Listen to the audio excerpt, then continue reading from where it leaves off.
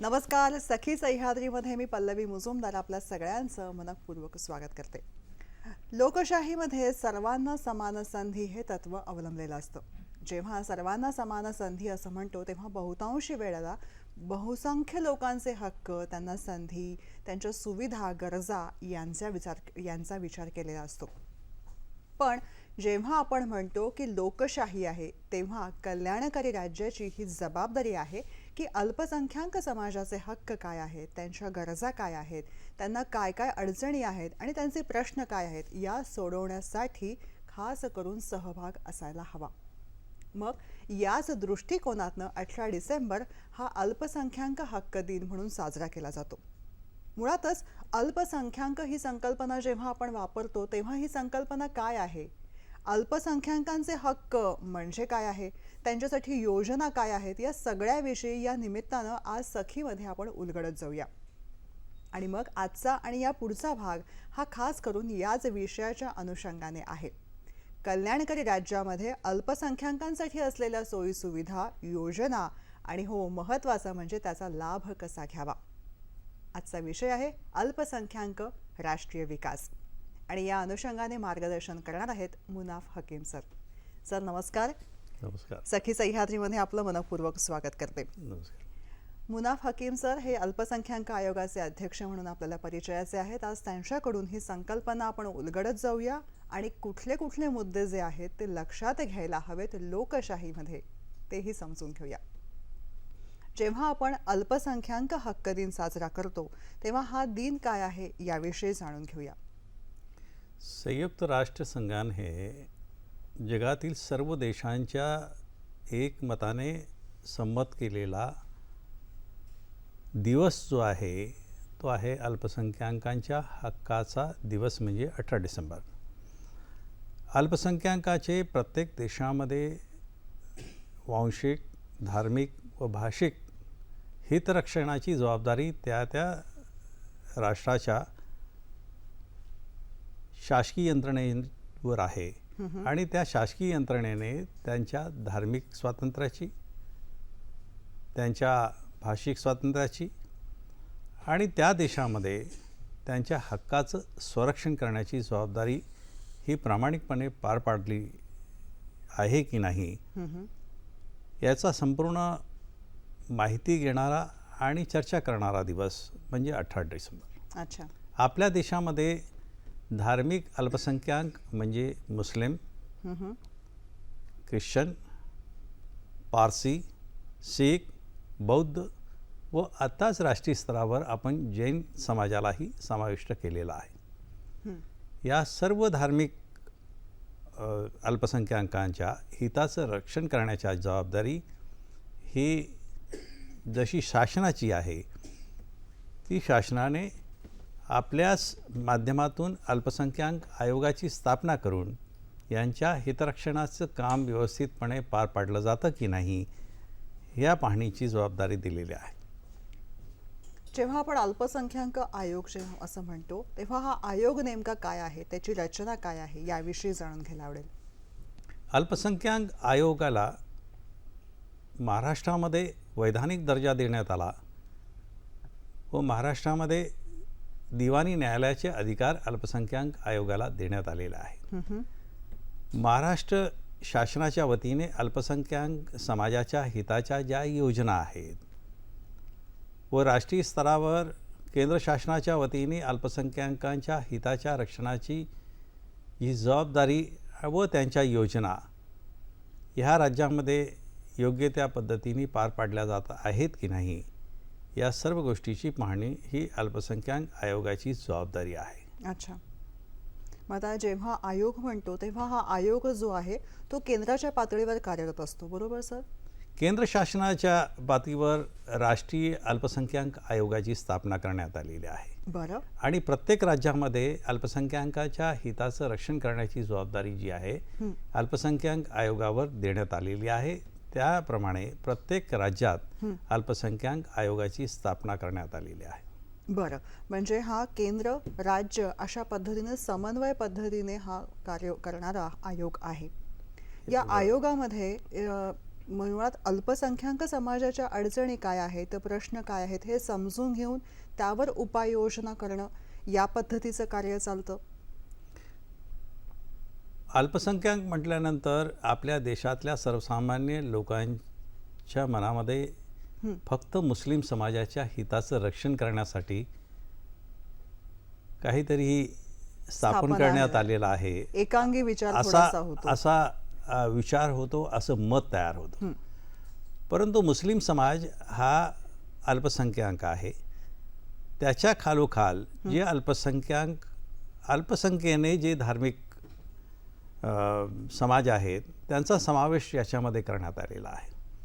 मग ख्रिस्ती समाज हा त्यांच्या लोकसंख्येप्रमाणे तो अल्पसंख्याक आहे. शीख समाज हा संख्येनुसार कमी असल्याकारणाने तो अल्पसंख्याक आहे. बौद्ध समाज हा अल्पसंख्याक आहे संख्येनुसार, म्हणून तो अल्पसंख्याक आहे. जैन समाज अल्पसंख्याक आहे संख्येनुसार, म्हणून तो अल्पसंख्याक आहे. आणि पारसी समाजाची जी लोकसंख्या आज आपण विचारात घेतली तर संपूर्ण जगामध्ये हा पारसी समाज हा दुर्मिळ होईल की काय अशा पद्धतीची चिंता या देशामध्ये त्या समाजाचे लोकही करतात. आणि अल्पसंख्याक समाजाच्या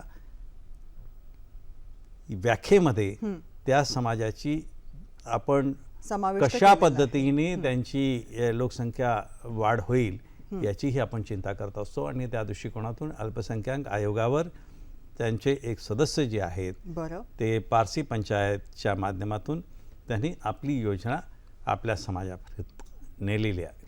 म्हणजे असं म्हणता येईल खरं म्हणजे अल्पसंख्याक या शब्दाची फोड करून त्याचा अर्थ जो आहे तो लावला गेला पाहिजे. पण दुर्दैवानं तर एकांगी विचार हा बऱ्याचदा केला जातो आणि त्यामुळे त्याचा अर्थ काय आहे आणि तो नेमका कोणासाठी आहे हे उलगडत नाही. आजच्या या कार्यक्रमाचं प्रयोजन हेच आहे की तुम्ही दिलेल्या माहितीमधनं हा नेमका कोणासाठी आहे आणि काय आहे आणि सोयीसुविधा काय आहेत या सगळ्या गोष्टी उलगडत जाव्यात. तुमच्या परवानगीने कार्यक्रमामधला पहिला प्रश्न घेते.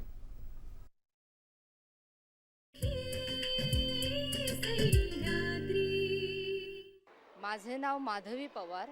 माझा सरांना असा प्रश्न आहे, अल्पसंख्याक लोकसमूहात कोणाचा सहभाग करून घेतला जातो?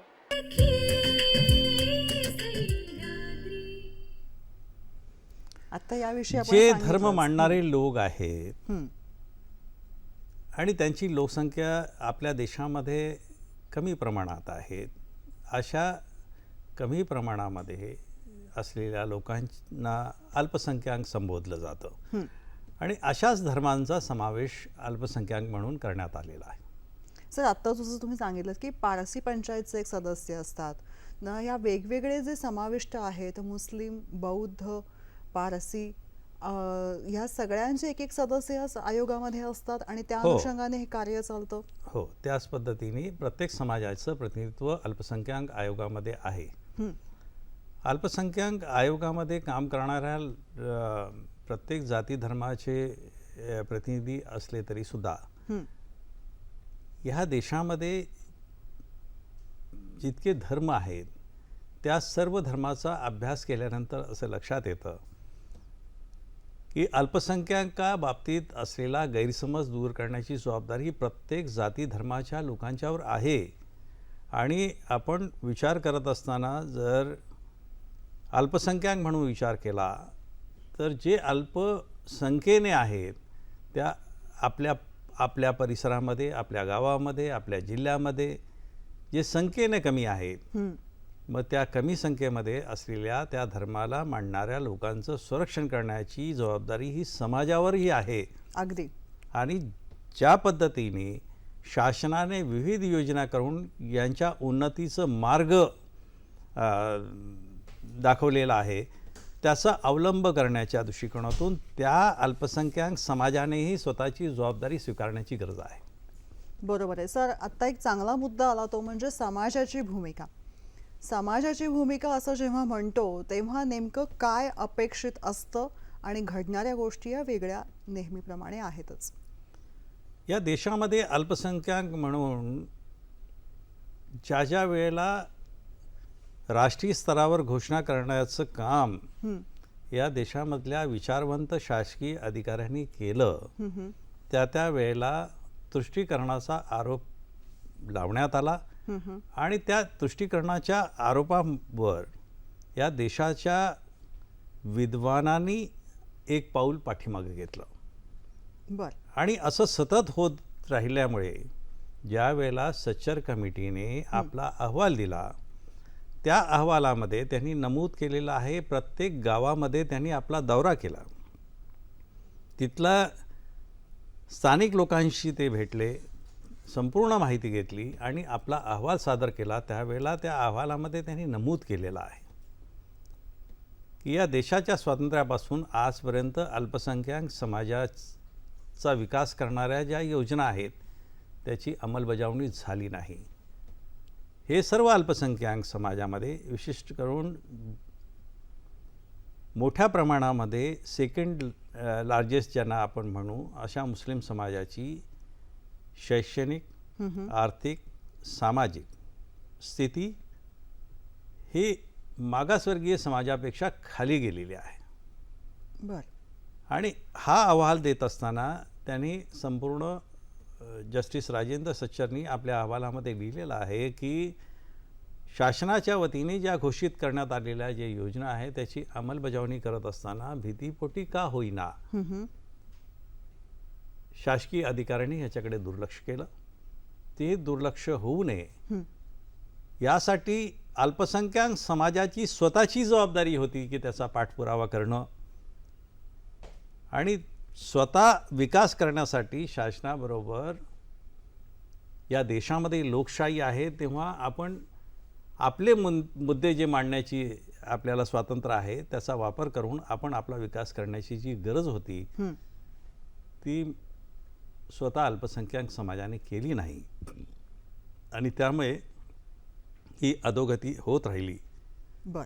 आज केंद्र व राज्य शासनाने ज्या योजना आखलेल्या आहेत आणि ज्या योजनेच्या माध्यमातून अल्पसंख्याक समाजाचा शैक्षणिक, सामाजिक व आर्थिक विकास करणाऱ्या ज्या योजना आहेत त्याचा पाठपुरावा करण्याची जबाबदारी ही अल्पसंख्याक आयोगावर आहे आणि ती प्रामाणिकपणे आम्ही पार पाडत असताना आम्हाला ही अपेक्षा आहे की अल्पसंख्याक समाजानेही आपला विकास करण्यासाठी शासनाच्या पाठीशी उभं राहण्याची गरज आहे. म्हणजे हा दोन्हीकडनं समाजाची भूमिका जशी महत्त्वाची आहे तसं अल्पसंख्याक समाजानं सुद्धा आपल्या गरजा काय आहेत त्या व्यवस्थित पुढे येऊन मांडायला हव्यात, अडचणी काय आहेत त्याची उत्तरंही शोधायला हवीत असं आपण त्यांना सांगू शकू, नाही का? पुढचा प्रश्न काय आहे तो बघूया आणि पुन्हा या मुद्द्याकडे.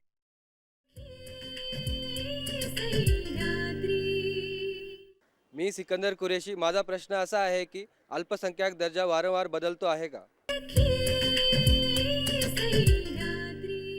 फार महत्त्वाचा प्रश्न, याच्याकडे वळूया पण वेळ झाली छोट्याशा विश्रांतीची. बघत रहा सखी सह्याद्री. स्वागतम 2015. महाराज कोणीतरी सांगितलंय पानी थेंब थेंब गळ अच्छे दिन आने वाले हैं. पाहायला विसरू नका 31 डिसेंबरला रात्री 9 वाजता फक्त सह्याद्री वाहिनीवर. स्वागतम 2015. प्रायोजक सर्फ एक्सेल. जर डाग लागल्याने काही चांगलं होत असेल तर डाग चांगले आहेत. सर्फ एक्सेल, डाग चांगले आहेत. आणि विक्स कफ ड्रॉप. ब्रेकनंतर सखी सह्याद्रीमध्ये आपलं पुन्हा एकदा स्वागत. अल्पसंख्याक राष्ट्रीय विकास या अनुषंगाने आज आपण बोलत आहोत आणि अल्पसंख्याक आयोगाचे अध्यक्ष मुनाफ हकीम सर आज आपल्याबरोबर आहेत. ब्रेक घेण्यापूर्वी जर आपल्याला प्रश्न आला होता की मुळात अल्पसंख्याक हा दर्जा जो आहे तो वारंवार बदलत आहे का? अल्पसंख्याक हा दर्जा प्रत्येक राज्यामध्ये वेगवेगळ्या पद्धतीने हाताळला जातो. ज्या पद्धतीने पंजाबमध्ये शीख समाजाची संख्या ही बहुसंख्याक आहे त्या ठिकाणी इतर समाज अल्पसंख्याक आहे. काश्मीर ह्या राज्यामध्ये आपण गेलो, जम्मू काश्मीरमध्ये, त्या ठिकाणी मुस्लिम समाजाची संख्या बहुसंख्याक म्हणून आहे, त्या ठिकाणी अल्पसंख्याक दुसऱ्या जाती धर्माचे लोक आहेत. अगदी. अशा पद्धतीने वेगवेगळ्या राज्यामध्ये जो धार्मिक अल्पसंख्याक आहे त्या पद्धतीने त्या राज्यातल्या अल्पसंख्याक आयोगाची जबाबदारी वेगवेगळी आहे. तरीही राष्ट्रीय पातळीवर जे धार्मिक अल्पसंख्याक म्हणून जे गणले गेलेले आहेत, ज्याचा उल्लेख आपण पहिला केलेला आहे, त्यानुसार कुठलाही बदल राष्ट्रीय स्तरावरून करण्यात येत नाही.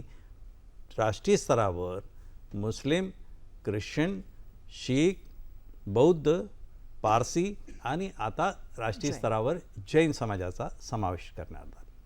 बरोबर आहे. म्हणजे या 6 धार्मिक दृष्टीने विचार केला की या 6 धर्मांचा विचार येतो असं आपण म्हणूया. बरोबर. आणि जेव्हा आता हे 6 धर्म समाविष्ट झालेले आहेत आणि तुम्ही म्हणालात तसं की ते वारंवार परीक्षण करून त्या ह्या दर्जा कोणाला द्यायचा याबाबत निर्णय घेतला जातो असं आपण म्हणू शकतो. बरोबर. नाही, वारंवार या संबंधित कुठलाही विचार करण्याची पद्धत नाही. कारण कितीही जरी संख्या ह्या देशाची लोकसंख्या वाढली तरी सुद्धा अल्पसंख्याक समाज त्यांची संख्या त्या स्तरावर ही संपूर्ण राष्ट्रीय पातळीवर गणली जाते. बरोबर आहे. म्हणजे या बाबतीमध्ये असं होतं की जिथं बहुसंख्याक आहेत तिथं अल्पसंख्याकांचा विचार हा कल्याणकारी राज्याने करायचा आहे असं म्हणताना मग या अल्पसंख्याकांच्या गोष्टी ज्या आहेत, निकड जी आहे, त्या सगळ्या बाबींचा विचार होतो. मग यामध्ये सगळ्या बाबी कोणत्या येतात, अडचणीच्या बाबी कोणत्या आहेत की ज्यांचा प्राधान्यानं बहुसंख्याक राज्याने विचार करायला हवा? प्रत्येक राज्यामध्ये असं जे निश्चित आहे त्या पद्धतीनुसार प्रत्येक राज्यामध्ये हा विचार प्रामाणिकपणे केला जातो आहे. वा. आणि बहुसंख्याक समाजाच्या वतीने अल्पसंख्याक समाजाचं संरक्षण करण्याची जी जबाबदारी प्रत्येक ग्राम पातळीवर जी आहे बरं ही समाजाची आहे. त्याच्यामध्ये प्रामाणिकता आहे का तपासायला हवं. याची जबाबदारी त्या गावातल्या बहुसंख्याक समाजाची आहे. शासकीय पातळीवर संपूर्ण उपाययोजना केली जाते. शासकीय पातळीवरून प्रत्येक गावामध्ये त्यांच्या मूलभूत हक्काचं संरक्षण करण्याची जबाबदारी ज्या यंत्रणेवर आहे, मग पोलीस यंत्रणा असो, महसूल विभागाचे अधिकारी असो, त्यांच्या पातळीवरून ती जबाबदारी पार पाडण्याचं काम मोठ्या प्रमाणामध्ये केलं जात असतं. काही लोक हे वेगवेगळ्या विचाराचे असतातच, परंतु समाजामध्ये असलेल्या बहुसंख्याक लोकांनी जर नियंत्रण ठेवलं तर जे तणावाचे वातावरण निर्माण करून जे विकासाची गती रोखण्याचं जे काम होतं, बरोबर, आणि ते गावातला विकास, शहरातला विकास, जिल्ह्याचा विकास हा जर खुंटला तर देशाचा विकासही खुंटेल आणि त्याची गती कमी होत राहील. म्हणून प्रत्येकाने हा विचार करण्याची गरज आहे की शासकीय यंत्रणेवर पूर्णतः निर्भर राहून चालणार नाही. तुमच्यासाठी ज्या ज्या योजना आहेत त्या योजनेमध्ये स्थानिक पातळीवर जे बहुसंख्याक समाज आहे त्या बहुसंख्याक समाजाबरोबर आपण आपले हितसंबंध चांगले असले पाहिजे ठेवतो याच्यावर प्रत्येक गोष्ट अवलंबून आहे. खरं. याच्यामध्ये सर मला मगाचा तुमचा मुद्दा जो आहे तो इथं लिंक होतो आहे. समाजाची भूमिका काय आहे असं आपण जेव्हा म्हणतो तेव्हा प्रत्येक ग्राम पातळीवरती, खेड्यातल्या पातळी, प्रत्येक ठिकाणी त्या पंचायतीने, त्या समाजाने आणि त्याचबरोबर त्या आजूबाजूच्या लोकांनी बहुसंख्याक आणि अल्पसंख्याकांनी हातात हात घालून पुढे जायला हवं आणि आपापल्या अडचणी म्हणूनच हा 18 डिसेंबरचा अल्पसंख्याक हक्क दिवसाचा जो कार्यक्रम आहे तो राज्य शासनाच्या वतीने जिल्हा अधिकाऱ्यांना आमच्या वतीने पाठवण्यात आला आणि त्यांनी प्रत्येक गावामध्ये हा अल्पसंख्याक हक्क दिवस साजरा करणं हे महत्त्वाचं होतं. परंतु जे अधिकारी प्रामाणिकपणे वागले नाहीत आणि ज्यांनी या ग्राम पातळीपर्यंत या योजना तिथपर्यंत पोचवल्या नाहीत, अल्पसंख्याक आणि बहुसंख्याक ह्या दोन्ही समाजाला एकत्रित करून त्यांच्यामध्ये चर्चा घडवली नाही, तर हे सर्व सत्तेवर असलेल्या कुठल्याही व्यक्तिविशेषने करणं हे अशक्य आहे. बरोबर आहे. ते करण्याची जबाबदारी ही शासकीय यंत्रणेची आहे आणि शासकीय यंत्रणेने समाजाला एकत्रित केलं पाहिजे आणि ते दुर्दैवाने होत नाही. यामध्ये हा मुद्दा ठळक येतो की शासकीय यंत्रणा आणि समाज यांच्यामध्ये एकच समन्वय हवा आणि मग पुढे जाता येईल. पुढचा मुद्दा काय आहे तो बघूया आणि या मुद्द्याकडे वळूया.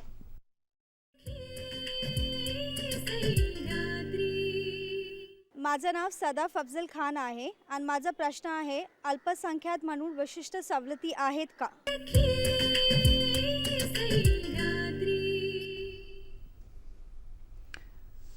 ह्या देशाच्या घटनेने अल्पसंख्याक म्हणून जे अधिकार दिलेले आहेत त्या अधिकारामध्ये आपल्या अल्पसंख्याक समाजाच्या संस्था निर्माण करून आपण आपल्या परिसरामध्ये शैक्षणिक संस्था स्थापन करू शकतो. बरं. आणि ते आपल्या राज्यघटनेने आपल्याला ते अधिकार दिलेले आहेत. तरीही काही अडचणी प्रत्येक राज्यामध्ये आहेत आणि त्या राज्याच्या वतीने शैक्षणिक संस्थांवर काही निर्बंध लादण्यात आलेला आहे. परंतु त्याच्यावरही पुढे जाऊन माझी अशी आपल्या राज्यातल्या अल्पसंख्याक समाजाला विनंती आहे की आपण ज्या राज्यामध्ये राहतो त्या राज्यातल्या भाषेवर प्रभुत्व आपण प्राप्त केलं आहे का हा विचार करण्याची गरज आहे. कारण जोपर्यंत तुमचं भाषेवर प्रभुत्व राहणार नाही तोपर्यंत तुम्ही शासकीय यंत्रणेमध्ये कामकाजात सहभागी होऊ शकणार नाही. आपल्याला स्वतःला ह्या राज्याची भाषा जी कामकाजाची भाषा आहे, जी शासकीय यंत्रणेची भाषा आहे, शासकीय काम करत असताना प्रत्येक वेळेला आपल्याला येणाऱ्या अडचणी आणि त्याची आपल्या हक्काची जाणीव करून घेण्यासाठी आपण त्या राज्याच्या भाषेवर प्रभुत्व प्राप्त केलं नाही तर ती अडचण आपल्याला येत असते. अनेक वेळेला जे योजना शासनाने दिलेल्या आहेत त्याच्यामध्ये ह्या राज्यामध्ये पोलीस भरती पूर्व प्रशिक्षणाची जी योजना आहे त्या योजनेमध्ये आपण पोलीस विभागामध्ये भरती होण्यासाठी आपल्याला वेगळ्या पद्धतीची सवलत देऊन आपण प्रशिक्षण घेऊन मैदानात जावं. हे प्रशिक्षण घेण्यासाठी शासनाने आपल्याला आर्थिक मदतही केलेली आहे. आपल्या ज्या शाळा आहेत त्या शाळाला पायाभूत सुविधा प्राप्त करण्यासाठी जी आवश्यक असलेली निधी ही राज्य शासनाच्या वतीनेही दिली जाते, केंद्र शासनाच्या वतीनेही दिली जाते. आपल्या मुलांना शाळेमध्ये जर शिक्षण घ्यायचं असेल तर प्री मॅट्रिक आणि पोस्ट मॅट्रिक स्कॉलरशिपची योजना आहे आणि त्याच्यासाठीही राज्य शासन आणि केंद्र शासन आपल्याला मदत करत असतं. आपल्या मुलांना जर शैक्षणिक कर्जाची आवश्यकता आहे तर ते कर्ज जर प्राप्त करायचं असेल तर मौलाना आझाद आर्थिक विकास महामंडळाच्या माध्यमातून केंद्र शासनाने आपल्याला कर्ज देण्यासाठी निधी दिलेला आहे. त्याचबरोबर आपल्या मुलांना परदेशी शिक्षण घ्यायचं असेल, परदेशात जायचं असेल शिक्षणासाठी तर त्याच्यासाठीही कर्ज उपलब्ध करून देण्याची योजना केंद्र शासनाच्या वतीने आहे. खरं. आणि याच अनुषंगाने जर आपण पुढचा भाग जो ठेवलेला आहे तो खास योजनांविषयी जाणून घेण्यासाठीच ठेवलेला आहे. आज मुळात ही संकल्पना काय आहे ती समजून आपण घेणार आहोत आणि या योजना नेमक्या काय आहेत याविषयी त्रोटक का होईना पण माहिती आणि विस्तृतपणे पुढच्या भागातही याविषयी जाणून घेणार आहोत. पुढचा प्रश्न काय आहे तो बघूया.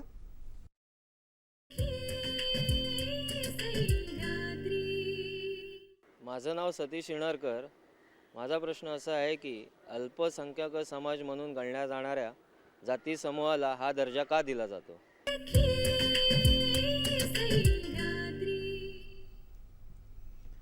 अल्पसंख्याक म्हणून जे जाती समूह असतात त्यांचं प्रतिनिधित्व हे शासकीय यंत्रणेमध्ये खूप कमी प्रमाणामध्ये असतं.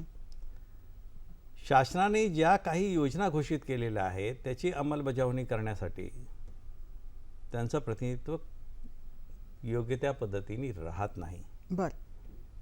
तेव्हा त्या समाजांच्या विकासाची जबाबदारी ज्यांच्यावर सोपवलेली आहे त्यांनी त्यांचा विकास केला की नाही आणि तो कशा पद्धतीने ते करणार आहेत याची संपूर्ण माहिती ही अल्पसंख्याक समाजाला असली पाहिजे आणि ती माहिती त्या पातळीवर करून देण्याचं काम हे शासनाच्या वतीने केलं जातं.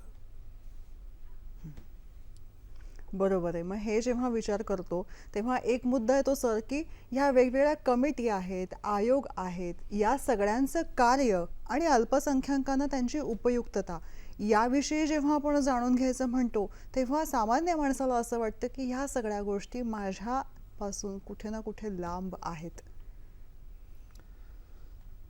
असं आहे, समाजामध्ये जर अज्ञान असेल तर त्याच्या विकासासाठी माहिती करून देण्यासाठी वेगळी काही यंत्रणा शासन करू शकणार नाही. बरं. समाजामध्ये जे समाज कार्य करणारे जे लोक आहेत, जे राजकीय स्तरावरही काम करतात, अशा सामाजिक कार्यकर्त्यांनी आपापल्या विभागामधल्या प्रत्येक जाती धर्माच्या लोकांच्या विकासाची जबाबदारी आपल्यावर आहे असं समजून राज्य शासनाच्या ज्या विविध योजना आहेत त्या प्रत्येक जाती धर्माच्या लोकांना संघटित करून त्यांच्यामध्ये आपण ही चर्चा करण्याची आवश्यकता आहे, त्यांना माहिती देण्याची आवश्यकता आहे. हा महत्त्वाचा मुद्दा आहे तो, की सामाजिक कार्यकर्ते म्हणून जेव्हा आपण बघत असतो व्यक्तींकडे, तेव्हा त्यांची भूमिका नेमकी काय आहे हा पॉइंट आउट झालेला मुद्दा आहे. नेहमी आपण पाहतो की प्रत्येक जाती धर्माचे लोक जे आहेत ते मतदानासाठी बाहेर येतात, त्यांना मतदानासाठी आपण प्रोत्साहित करत असतो. अनेक वेळेला निवडणुकीमध्ये उदासीनता मतदारांच्यामध्ये आपल्याला दिसून येऊ लागलेली आहे. मतदान कमी प्रमाणामध्ये होतं.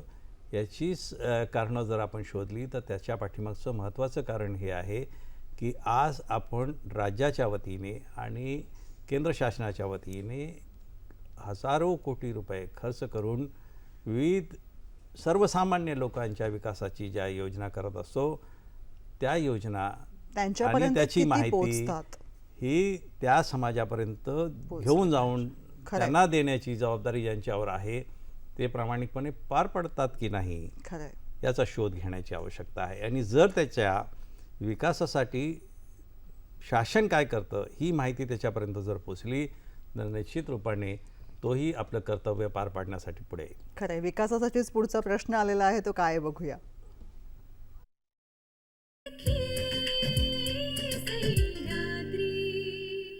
माझं नाव सौ नेहा निळकंठ वाळिंजकर. माझा असा प्रश्न आहे की अल्पसंख्याक समाज असं गणलं गेल्यावर त्या समाजाचा विकास कसा होऊ शकतो?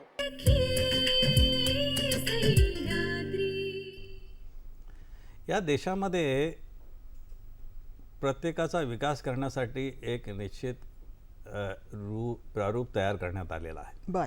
अल्पसंख्याक म्हणून गणलं गेलं त्याच्या पाठीमागचं कारण काय आहे मी पूर्वी सांगितलं की त्यांची लोकसंख्या कमी प्रमाणामध्ये असल्या कारणाने ते अल्पसंख्याक आहेत.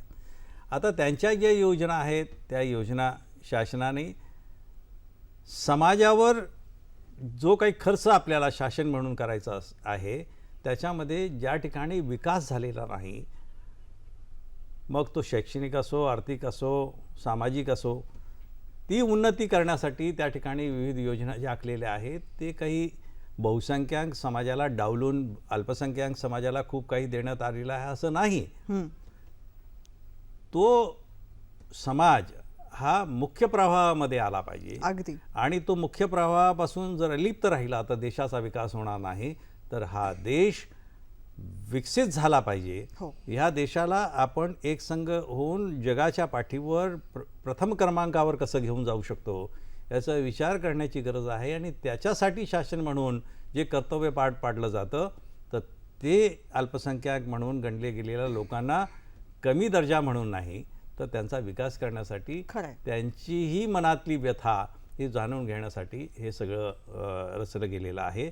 आणि ह्याच्याच पाठीमागं प्रामाणिक उद्देश असा आहे की देशाचा विकास. खरं आहे. हे सर तुम्ही खूप छान सांगितलं की बऱ्याचदा लेबल लावून टाकून त्या गोष्टी बाजूला सारल्या जातात.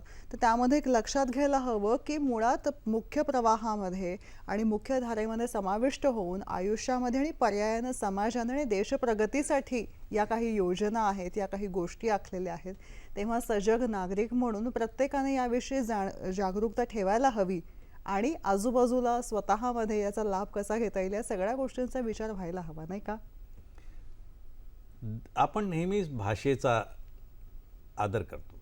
एक प्रश्न खोळंबलाय तो घेऊन पुन्हा या मुद्द्याकडे वळू का?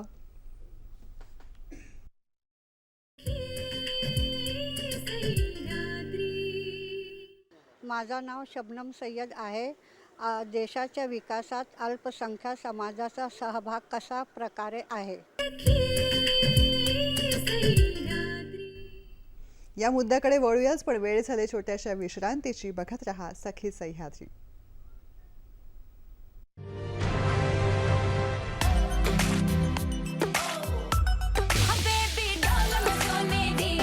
मुझे अपनी बना ले कॉलर ट्यून, कॉमेडी के साथ ये भी काम करूंगा.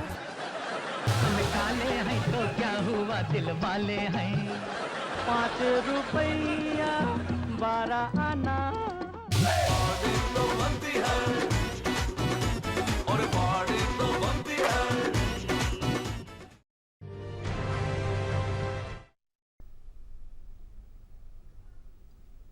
ब्रेकनंतर सखी सह्याद्रीमध्ये आपलं पुन्हा एकदा स्वागत. आजच्या आपल्या सखी सह्याद्रीकडे वळण्यापूर्वी जाणून घेऊया पुढच्या आठवड्यातल्या सखी सह्याद्रीविषयी. शुक्रवार दिनांक 26 डिसेंबर दुपारी 1 वाजता सखी सह्याद्रीचा विषय आहे अल्पसंख्याकांसाठी विकास योजना आणि यामध्ये सहभागी होत आहेत मुनाफ हकीम सर. सूत्रसंचालनासाठी मी पुन्हा तुमच्याबरोबर आहेच. अल्पसंख्याक राष्ट्रीय विकासामध्ये त्यांचा सहभाग याविषयी आज मुनाफ हकीम सर आपल्याला सांगत आहेत.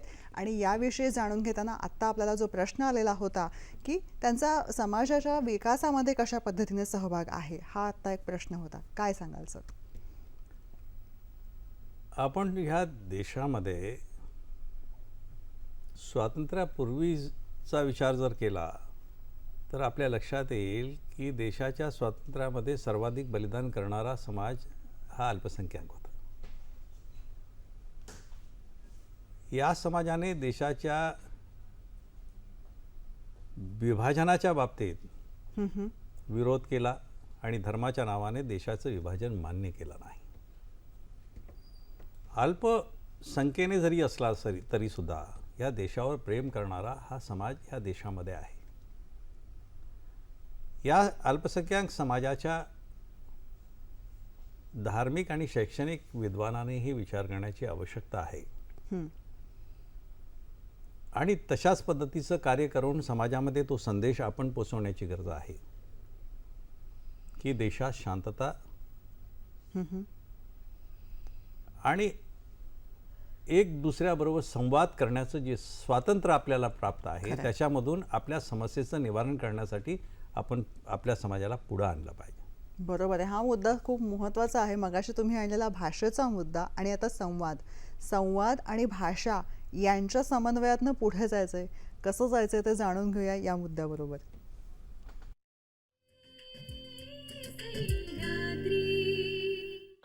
माझं नाव वंदना संखे. माझा प्रश्न असा आहे, अल्पसंख्याक समाजाला असुरक्षित कोणकोणत्या बाबतीत वाटते?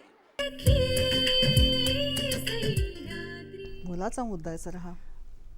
महत्त्वाचा मुद्दा हा आहे. याच्यामध्ये असुरक्षित असल्याची भावना दिवसेंदिवस बळावत चाललेली आहे. ती कोणती? खरं एक तर कुठल्याही जाती धर्माचा व्यक्ती असेल त्याला आपल्या जीविताचं संरक्षण हवं आहे. अगदी. धर्म म्हणून आपण खूप अभिमान करत असतो. आपल्या भाषेचाही खूप अभिमान करत असतो. त्याच्यावर चर्चासत्र आयोजित करत असतो. त्याच्या बाबतीत आपण रस्त्यावर यायलाही तयार असतो धर्माच्या नावाने आणि भाषेच्या नावाने. आणि हे करत असताना आपण ह्या गोष्टीचा भान ठेवत नाही की जे संख्येने अल्प आहेत त्यांना असुरक्षित काय वाटतं ते वाटतं त्यांच्या जीविताचं संरक्षण, त्यांना शैक्षणिक सुविधाचं संरक्षण, त्यांना धार्मिक स्वातंत्र्य हवं आहे, त्यांच्या धर्माने त्यांना आखून दिलेल्या पूजा पाठ करण्याचं. खरं. आणि हे आपल्या देशाच्या संस्कृतीनुसार प्रत्येकाला स्वातंत्र्य आपण दिलेलं आहे. हो. तरीसुद्धा हे असुरक्षित वाटण्याच्या पाठीमागचं कारण असं की क्षुल्लकशा कारणावरून आपण तणावाचं वातावरण निर्माण करतो आणि तणावाचं वातावरण निर्माण करत असताना त्या गरीब माणसाचं घर उद्ध्वस्त करतो, त्याची मालमत्ता उद्ध्वस्त करत असतो. आणि हे करत असताना आपण हा विचार करत नाही योगायोगाने तो व्यक्ती 10 वर्षानंतर त्या पदापर्यंत आलेला असतो, त्याची आर्थिक स्थिती बरोबर झालेली असते, त्याची मुलं शाळेमध्ये जाऊ लागलेले असतात, शिक्षणासाठी तो पुढाकार घेत असतो. अशा वेळेला त्याचं हे सगळं उद्ध्वस्त झाल्यानंतर पुन्हा त्याला 10 वर्षापुढे उभं राहण्यासाठी लागतात आणि अशा काळामध्ये त्याच्या मुलांची शैक्षणिक प्रगती खुंटते. आणि योगायोगाने हे सगळं आपण करत असताना हा विचार करत नाही की हा समाज जर मागासलेला राहिला तर देश मागासलेला राहील. देशाचं नुकसान करत असताना आपण हा विचार करण्याची गरज आहे की प्रत्येक जाती धर्माच्या व्यक्तीला सुरक्षा ही आपण समाजाने प्रदान करण्याची गरज आहे. आपण प्रत्येक वेळेला पोलीस यंत्रणेकडे बोट दाखवत असतो. पोलीस यंत्रणा आमचं संरक्षण करत नाही. संख्येने कमी असलेल्या त्या मनुष्याच्या जीवाचं पोलीस म्हणून ही संरक्षण करण्याची जबाबदारी ही समाजावर आहे. तर समाजाने ह्या आजच्या काळामध्ये राष्ट्रीय भावना किती प्रचंड प्रमाणामध्ये आपल्या मनामध्ये ठासून भरण्याची आवश्यकता आहे ह्याचा विचार करण्याची गरज आहे. देश स्वतंत्र झाला तो याच भावनेमुळे झाला आणि देश जर जगाच्या पाठीवर प्रथम क्रमांकाचा होईल तो याच भावनेने होईल ज्यावेळेला आपण भारतीय म्हणून जगाच्या समोर आणि प्रत्येक गावामध्ये एक दुसऱ्याच्या समोर उभे राहू. खरंय, मी देशाचा आणि देश माझा ही भावना प्रखर व्हायला हवी. काय पुढचा मुद्दा आलाय तो बघूया त्याच अनुषंगाने.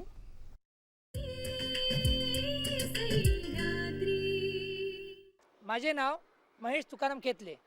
मला असा प्रश्न विचारायचा आहे की देशातल्या अल्पसंख्याक समाजासाठी नवीन उपाययोजनांची आवश्यकता आहे का? खूप आहे. मला वाटतं की देशाच्या पातळीवर आपण या अल्पसंख्याक समाजाच्या मनामध्ये जे प्रश्न आहेत ते जाणून घेऊन त्या प्रश्नाची सोडवणूक करण्याची जबाबदारी आहे. बरं.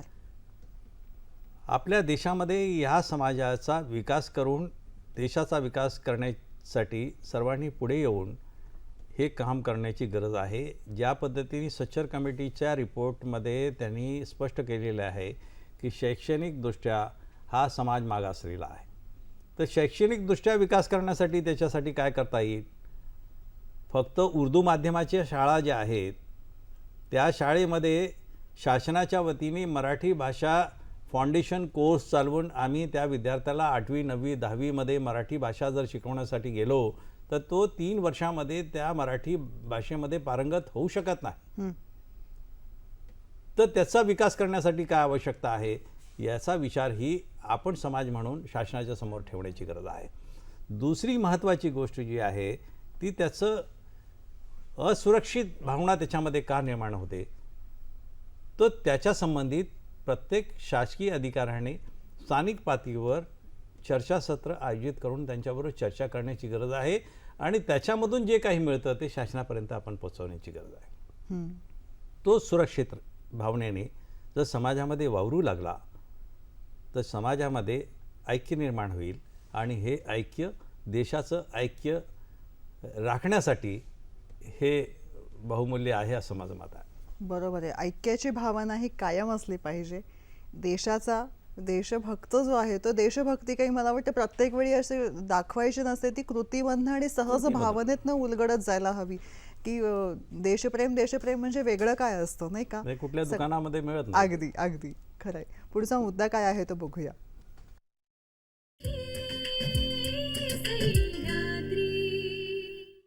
नमस्कार, मी लीना राबड. माझा प्रश्न असा आहे की शैक्षणिक क्षेत्रात अल्पसंख्याक समाजाचा विकास खुंटला आहे का?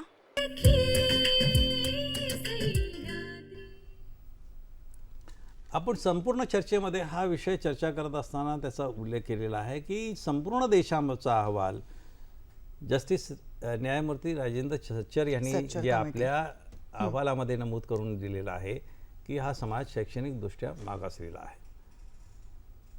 आर्थिकदृष्ट्या दुर्बल असल्या कारणाने त्याला उर्दू माध्यमाच्या शाळेमध्ये आपल्या मुलाला पाठवावं लागतं.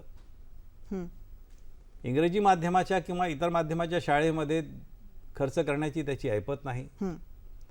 आर्थिक विकास जोपर्यंत होत नाही आणि आर्थिक विकास करण्यासाठी शासनाने ज्या काही योजना केलेल्या आहेत त्याच्यामध्ये त्याला प्रत्येक क्षेत्रामध्ये पारंगत करून त्याला रोजगाराची साधनं उपलब्ध करून देण्याचं जे काम आहे ते त्याच्या हाती कसं काही आपण देऊ शकतो त्याचा विचार करण्याची आवश्यकता आहे. आणि हे जर झालं तर शैक्षणिकदृष्ट्या आर्थिक विकास झाला की स्वतःच्या मुलांना शिक्षणाकडे आकर्षित करण्याचं काम तो व्यक्ती करू शकतो.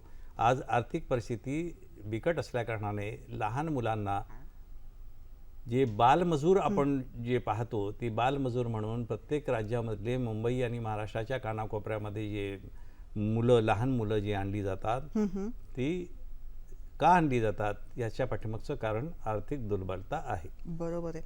म्हणजे असं म्हणता येईल की मानसिक विकास, शैक्षणिक विकास आणि आर्थिक विकास अशा या 3 पायऱ्या आहेत ज्या टप्प्याटप्प्याने गाठायला हवं. पण सगळ्यात आधी मानसिक पातळीवरती जर व्यक्तीचा विकास झाला असेल तर पुढे जाऊन बाकीच्या विकासाच्या पायऱ्या या गाठणं आणि समाजालाही गाठायला मदत करणं या 3ही गोष्टी अवलंबून आहेत, नाही का? पुढचा मुद्दा काय आहे बघते.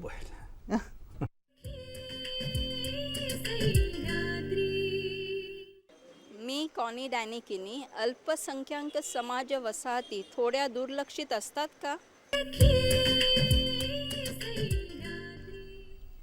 काय वाटतं सर तुम्हाला? अल्पसंख्याक वसाहती दुर्लक्ष राहतात हे सत्य आहे. शासनाने अल्पसंख्याक वसाहतीचा विकास करण्याच्या दृष्टिकोनातून जो निधी दिलेला असतो, शासन म्हणून त्यांची जबाबदारी त्यांनी प्रामाणिकपणे पार पाडलेली असते. परंतु स्थानिक पातळीवर अधिकारी त्या पैशाचा विनियोग करत असताना मग त्या वसाहतीचा विकास करण्याच्या ऐवजी त्या विभागातले गटारं कशी दुरुस्त होतील, विजेचे खांब कसे लावले जातील, आणि यासाठी हा निधी जो स्थानिक प्रशासनाला वेगळ्या पद्धतीने शासनाने उपलब्ध करून दिलेला असतानाही उल्लेखनीय असं काही अल्पसंख्याकासाठी काम केलं जावं यासाठी शासनाने दिलेला निधी हा अशा वेगळ्या कामासाठी वापरला जातो. आणि त्या ठिकाणी संदेश अल्पसंख्याक समाजाच्या मनामध्ये असा जातो की आमच्यासाठी काही केलं जात नाही, कारण त्यांचा विकास त्या वसाहतीमध्ये होत नाही. अल्पसंख्याकाच्या वसाहती पाहिल्या तर त्या ठिकाणी अस्वच्छता दिसेल, त्या ठिकाणी रस्ते दुरुस्त नसतील, त्या ठिकाणी बालवाडी नसेल, त्या ठिकाणी शाळा नसेल, त्या ठिकाणी लोकांना ज्या मूलभूत गरजा आहेत त्याही पूर्ण उपलब्ध नसतील. या सर्व गोष्टीसाठी प्रशासनाच्या वतीने बहुसंख्याक विभागामध्ये जे केलं जातं तेच अल्पसंख्याक विभागामध्ये प्रशासनाने करण्याची जबाबदारी आहे, कारण देशाच्या विकासासाठी तो निधी दिला जातो. आणि त्या ठिकाणी असं काही ठरवून दिलेलं नाही की वेगळ्या वसाहतीमध्ये वेगळं करा आणि दुसऱ्या वसाहतीमध्ये वेगळं करा. ही मानसिकता जोपर्यंत अधिकाऱ्यांची बदलत नाही तोपर्यंत हा प्रश्न नेहमीच राहणार आहे. बरोबर आहे. यामध्ये सर वेगवेगळ्या घटकांचा जेव्हा विचार करतो, जसं शिक्षण, मुलांसाठी शिक्षणाचा आहे, तसं महिलांचा मुद्दा येतो. महिलांनी स्वावलंबी व्हायला हवं, महिलांनी मुख्य प्रवाहामध्ये सामील व्हायला हवं. या दृष्टिकोनातनं अल्पसंख्याकांनी काय करायला हवं आणि पर्यायानं समाजानं सुद्धा काय करायला हवं? अल्पसंख्याक समाजाच्या सर्व महिला भगिनींना माझी विनंती आहे की आपापल्या विभागामध्ये आपले अल्पसंख्याक बचत गट तयार करा. त्या बचत गटाच्या माध्यमातून महाराष्ट्र शासनाने महिला आर्थिक विकास महामंडळाच्या माध्यमातून अल्पसंख्याक बचत गटांनाही निधी पुरवला पाहिजे. आणि तो निधी अल्पसंख्याक आयोगाच्या माध्यमातून त्याच्यावर संपूर्ण देखरेख केली जाते. तिथपर्यंत पैसे पुरवले जातात. ते पैसे तुमच्यापर्यंत बचत गट तयार झाल्यानंतरच उपलब्ध होतील. खरं. त्याचबरोबर ज्या केंद्रशासित बँका आहेत त्या बँकाच्या माध्यमातूनही अल्पसंख्याक बचत गटांनाही कर्ज पुरवले जातं. त्याच्या व्यतिरिक्तही महिलांनी जर स्वयंरोजगाराची एखादी योजना आणली तर त्या योजनेलाही अर्थपुरवठा ही ते बँक करत असते. अच्छा. मग हे जोपर्यंत आपण आपल्या परिसरामध्ये आपला विकास करण्यासाठी या सगळ्या योजनांचा लाभ घेण्यासाठी आपण एकत्रित झालो नाही, संघटित झालो नाही, तर आपण वंचित राहणार आहोत. शासनाने भरपूर काही केलेलं आहे. बचत गट म्हणून ज्या वेळेला महिलांचे बचत गट तयार होतात त्या महिला बचत गटामध्ये बहुसंख्याक बचत गटामध्ये ही अल्पसंख्याक समाजाची महिला त्याच्यामध्ये सामील होऊ शकते. अगदी. तरी सुद्धा अल्पसंख्याक बचत गट म्हणूनही स्वतःचे तयार करता येतात. अगदी. तीही योजना आहे. तर दोन्ही पद्धतीने लाभ आपल्याला मिळवता येतो. मौलाना आझाद आर्थिक विकास महामंडळाच्या माध्यमातून स्वयंरोजगारासाठी आपल्याला जर निधीची आवश्यकता आहे तर ती निधी महिलांना उपलब्ध व्हावी म्हणून मायक्रो फायनान्स म्हणून त्यांच्याकडे ती योजना केंद्र शासनाच्या वतीने आहे. त्याच्यामधूनही हा निधी वळता होऊ शकतो आणि निधी उपलब्ध करून दिला जातो. त्याचा लाभ घेण्यासाठी तिथपर्यंत लोकांनी गेलं पाहिजे. आणि त्या महामंडळाच्या प्रतिनिधींनीही हो. समाजापर्यंत पोचलं पोहोचवलं पाहिजे, पाहिजे. लोकांच्यापर्यंत गेलं पाहिजे, त्याच्यामध्ये असलेल्या ज्या समस्या आहेत त्या सोडवल्या पाहिजेत आणि लोकांच्यामध्ये विश्वास जोपर्यंत वाढवण्याचं काम हे शासनाने ज्यांच्यावर जबाबदारी दिलेली आहे ते व्यक्ती म्हणून त्यांनी जर केलं नाही तर शासन म्हणून वेगळं काही यंत्रणा असू शकत नाही. व्यक्ती ज्याच्यावर जबाबदारी आहे ती जबाबदारी त्यांनी प्रामाणिकपणे खरंय. पार पाडली. लोकांनी लोकांसाठी आखलेलं हे राज्य आहे, मग या राज्यामध्ये आपली भूमिका काय आहे ही प्रत्येकाने तपासून पाहायला हवी, नाही का? जाणून घेऊया, पण वेळ झाली छोट्याशा विश्रांतीची. नमस्कार. Hello doctor. 24908050 किंवा 24988050. विसरू नका हे संपर्क क्रमांक, कारण विविध आजारांविषयी तुमच्या विविध प्रश्नांचं निराकरण होणार आहे याच क्रमांकावर.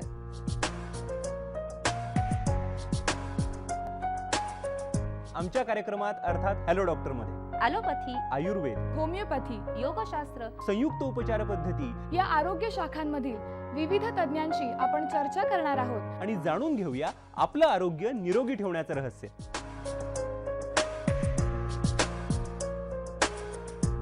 पाहायला विसरू नका हॅलो डॉक्टर दर बुधवारी आणि गुरुवारी रात्री 8 वाजता आपल्या सह्याद्री वाहिनीवर.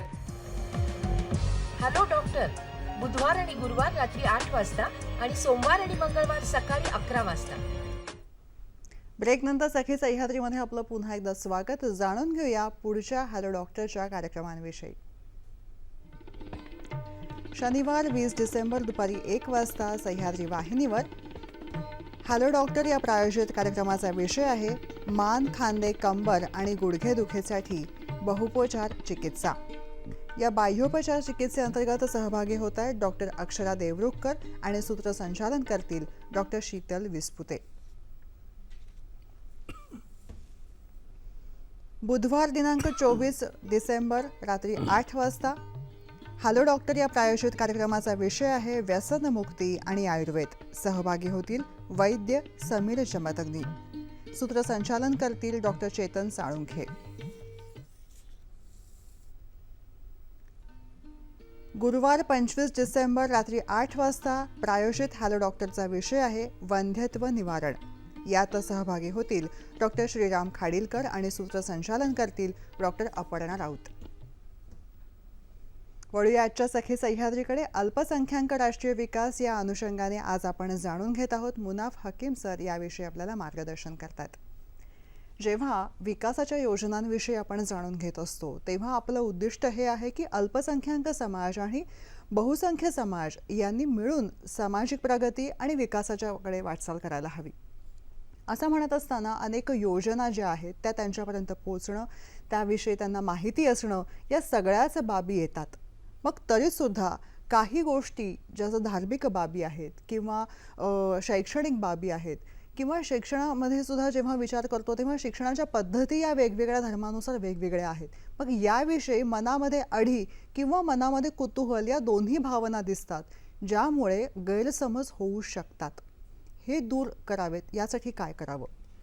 जसं मदरशा ही संकल्पना आहे ज्याविषयी लोकांना मनामध्ये वेगवेगळे संभ्रम आहेत, ती थोडीशी आपण उलगडून सांगूया का?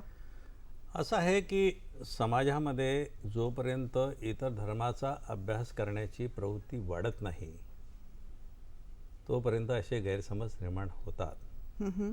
मद्रसामध्ये आपण आपल्या मुंबई शहरामध्ये आणि इतर शहरामध्ये पाहतो की लहान मुलं सकाळी डोक्यावर टोपी घालून हातात एक पुस्तक घेऊन ही जात असतात आणि ते मशिदीमध्ये असलेले इमाम आणि इतर मौलवी ही त्यांना अरबीचं शिक्षण देत असतात. तर तो मद्रसा नव्हे. मद्रसा ह्या अरबी शब्दाचा अर्थ असा आहे की मद्रसा म्हणजे शाळा. बरं. तर त्या शाळेमध्ये त्याला शिक्षण जे दिलं जातं त्याच्या हातामध्ये असलेली पुस्तक हे अरबीची अंकल्पी असते. त्याला त्या अरबी भाषेची ओळख करून देण्याचं काम केलं जातं. खरं. आणि मद्रसा म्हणून जे मोठे आहेत त्याच्यामध्ये आश्रमशाळा ज्याला आपण म्हणू शकतो त्या आश्रमशाळेमध्ये जी लहान मुलं प्रवेश घेतात त्या ठिकाणी धर्मग्रंथाची त्याची ओळख करून देणं आणि त्याच्यामध्ये पारंगत करणं ही जबाबदारी त्या ठिकाणी पार पाडली जाते. केंद्र शासनाच्या वतीने मॉडर्नायझेशन ऑफ मद्रसा ही जी स्कीम आहे त्याच्या या योजनेच्या अंतर्गत मद्रसामध्ये शिक्षण घेतलेल्या म्हणजे तो संपूर्ण कुराण हे त्यांनी आत्मसात केलं, त्याच्यानंतर त्या कुराणावर इतर शिक्षण घेतल्यानंतरही त्याला इतर भाषेचंही ज्ञान झालं पाहिजे. तर इतर भाषेचं ज्ञान म्हणजे ते गणितमध्ये त्याला पारंगत झाला पाहिजे, त्याला सामान्य विज्ञान कळायला पाहिजे, त्याला इंग्रजी किंवा स्थानिक भाषेचंही ज्ञान झालं पाहिजे.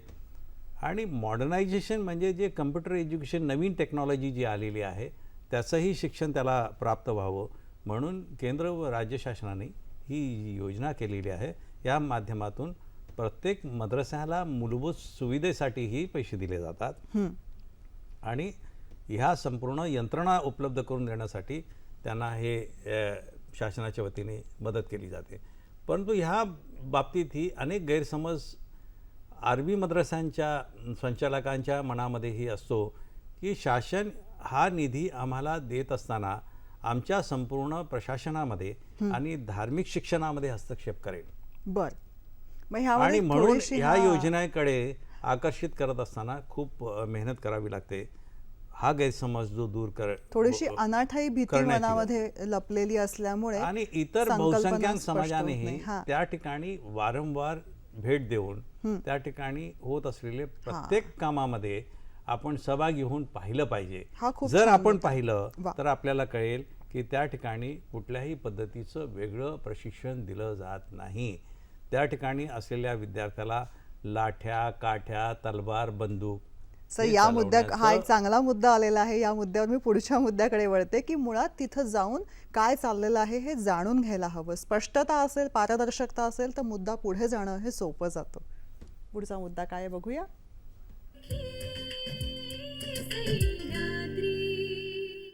नमस्कार, मी अदिती जाधव. माझा प्रश्न असा आहे, स्मशानभूमी आणि दफनभूमी हे वादग्रस्त मुद्दे का आहेत?